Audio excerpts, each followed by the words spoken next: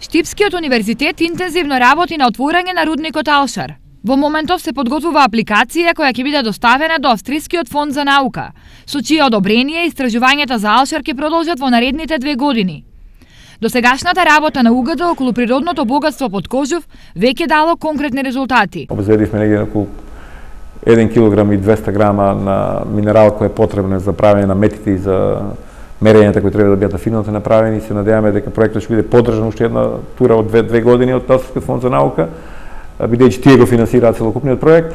Истражувањата на Алшар веќе влегуваат во завршна фаза и се очекува за околу 24 месеци да се објават и официјалните резултати од истражувањата. Во наредните 2 години ќе бидат финалните мерења во Јапонија направени и ќе дадеме едно финале, да кажеме, на резултатите од тој проект кој е исклучително значаен во делот на активноста на Сонцето во задните 5 милиони години.